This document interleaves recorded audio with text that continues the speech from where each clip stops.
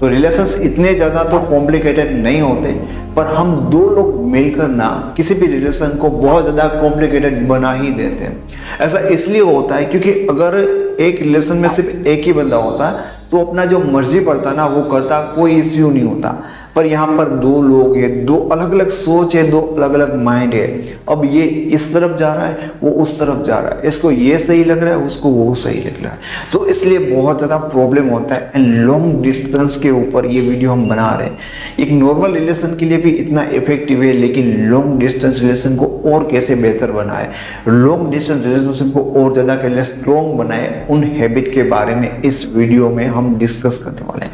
हम एक छोटा सा प्रोजेक्ट के ऊपर वर्क करते हैं तो भी हमें पता होता है कि भाई इस प्रोजेक्ट से हमें क्या अचीव करना है, इस प्रोजेक्ट को हम कैसे अचीव करेंगे और किसका क्या इसमें रोल होता है। पर एक रिलेशनशिप में हमारा कुछ भी क्लियर नहीं होता, इसलिए दो लोग अपनी मर्जी से अपना लॉजिक लगाते हैं, इन चीज़ों को और ज़्यादा कॉम्प्लिकेटेड बनाते हैं। अगर आप एक लॉन्ग डिस्टेंस रिलेशनशिप में है तो ये वीडियो आपके लिए बहुत ज़्यादा यूजफुल होगा, क्योंकि इस वीडियो में मैं आपको 4 से 5 जो हैबिट है जो आप दोनों को प्रैक्टिस करनी है, जो आप दोनों को सीखनी और समझनी है, ताकि आप दोनों का इस रिलेशनशिप में बहुत ज़्यादा मिसअंडरस्टैंडिंग या इश्यू जो क्रिएट करते हैं वो सारी चीज़ें ना क्लियर हो जाए, सॉर्ट आउट हो जाए और आगे ना आपका रिलेशन स्ट्रॉन्ग बने, ना कि इसमें झगड़े और ब्रेकअप हो। तो सबसे पहली हैबिट जो आप दोनों में होनी चाहिए जिससे आपका रिलेशन हमेशा ग्रो करेगा, वो होता है कि जब कभी आपके रिलेशन में प्रॉब्लम होता है, कुछ भी इश्यू होता है, तो आपको फोकस करना है कि भाई जो कुछ भी अब ये इश्यू है, जो प्रॉब्लम है, यहाँ पर इसका ना सॉल्यूशन क्या निकल सकता है। किसी भी रिलेशनशिप में जब प्रॉब्लम होता है, झगड़ा होता है, तो दो तरह के रिलेशन होते हैं। एक रिलेशन ऐसे होते हैं जिसमें पार्टनर लड़ने लगता है कि भाई तेरा फॉल्ट है, तूने ये गलत किया, वो कहता है कि नहीं ये मेरी मजबूरी थी या तेरा फॉल्ट है। दूसरे तरह के वो लोग होते हैं जो ब्लेमिंग नहीं करते एक दूसरे के, वो क्या करते हैं कि भाई जो हो गया, लेकिन इसका सॉल्यूशन क्या है, ठीक है, इन चीज़ों को सॉर्ट आउट कैसे किया जाए। तो नंबर 1 चीज़ ये कि जो कुछ भी इश्यू है इसमें आप ये ज़्यादा मत देखो कि भाई किसकी गलती है, क्या चीज़ें किसके कारण हुआ है, लेकिन देखने का अपना नज़रिया ये रखो कि इन चीज़ों को अब आप दोनों मिलके कैसे सॉर्ट आउट कर सकते हो। क्योंकि दो अलग अलग माइंड जब किसी चीज़ को सॉर्ट आउट करने के लिए लगेंगे तो पॉसिबिलिटी है कि बहुत अच्छा सॉल्यूशन आप निकाल पाओगे।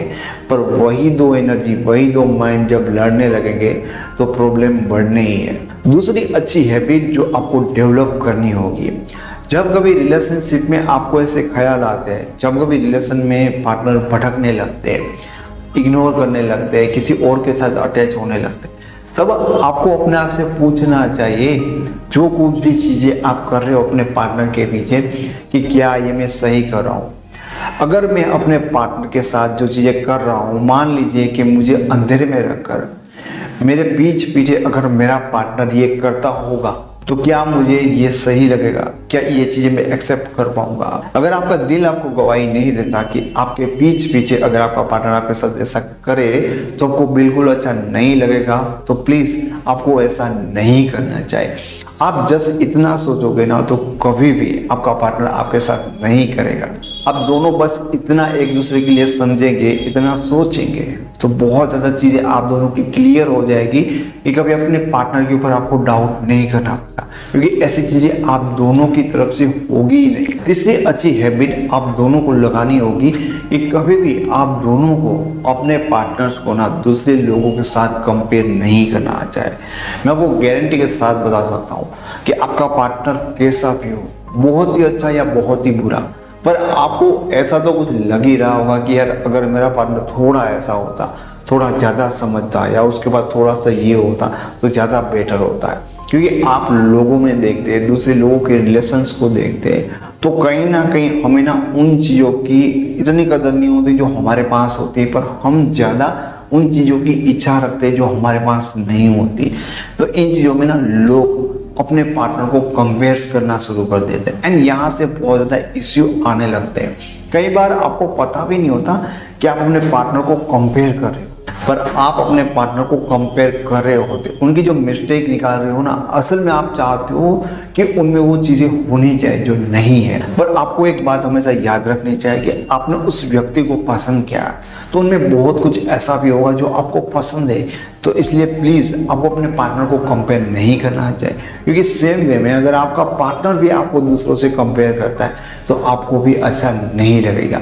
और ऐसी हैबिट दोनों में होनी चाहिए। चौथी बहुत ही अच्छी हैबिट ये है कि आपको हमेशा अपने पार्टनर को ट्रस्ट करना चाहिए। अब कहते हैं कि किसी भी रिलेशनशिप की जो नींव होती है वो ट्रस्ट होता है, वो विश्वास होता है। पर क्या होता है कि आज के ज़माने में ना नेगेटिव चीज़ें बहुत ज़्यादा तेज़ी से फैलती है। हमेशा आपने देखा होगा, हमेशा आपने सुना होगा कि उसको उसने धोखा दे दिया, उसको उसने छोड़ दिया, उसको चीट कर गया।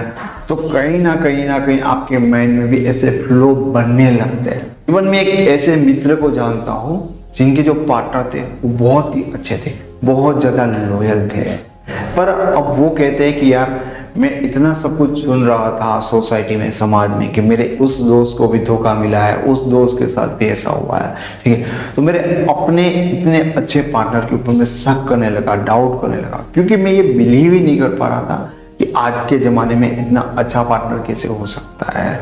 एंड फाइनली मेरे शक करने के कारण मेरा पार्टनर मुझसे इतना नाराज़ हो गया, पक गया। फाइनली वो लॉयल था, पर मेरी गंदी आदत के कारण उसने मुझे छोड़ दिया। आज के ज़माने में भी अच्छे लोग हो सकते हैं, अच्छा पार्टनर हो सकता है। अब खुद के बारे में सोचिए कि आप अपने पार्टनर के लिए लॉयल हो।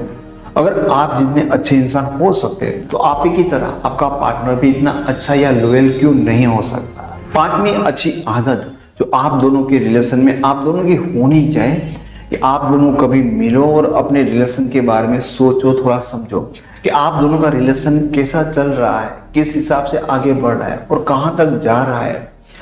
देखिए कुछ भी चीज़ें हो सकती है, आप दोनों के रिलेशन में कोई प्रॉब्लम नहीं है या कोई प्रॉब्लम चल रही है, तो आपको कभी देख कर ना अपने रिलेशन को दोनों को मिलकर ऑब्जर्व करना चाहिए कि हम दोनों इस रिश्ते को, इस रिलेशन को कहाँ लेकर जा रहे हैं, किस दिशा में जा रहे हैं, आगे इसमें क्या हो सकता है।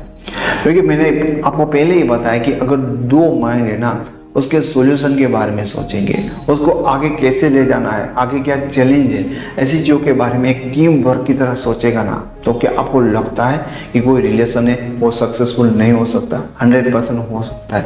पर क्या होता है कि दो माइंड ना एक टीम वर्क की तरह काम नहीं करना चाहता है, वो लड़ने लगता है, इसलिए प्रॉब्लम बढ़ जाती है। जब आप अपने रिलेशन को ऑब्जर्व करोगे ना तो आपको बहुत ज़्यादा क्लियर हो जाएगा कि आप दोनों के बीच में क्या क्या इश्यू आ रहा है एंड आप इसको आगे कैसे सॉर्ट आउट कर सकते हो।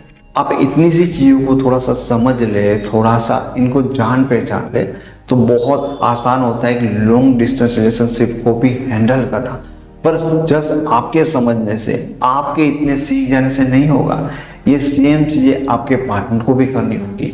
आप दोनों को ये चीज़ें मिलके करनी है, क्योंकि रिलेशनशिप में जस्ट एक पर्सन नहीं होता, ये दोनों लोगों का या दो लोगों का एक मिलकर टीम वर्क होता है। वो दोनों के एफर्ट बराबर होने चाहिए। तो आप अपने इस रिश्ते को और ज़्यादा मजबूत बनाना चाहते हो तो ये वीडियो आपको अपने पार्टनर को जरूर सेंड करना चाहिए, ताकि उनको भी समझ में आए कि एग्जैक्टली आप दोनों मिलकर इस रिश्ते को कैसे आगे लेकर जा सकते हो। अब आपको ये वीडियो पसंद आया तो इस वीडियो को आप लाइक, शेयर और सब्सक्राइब कर सकते हो।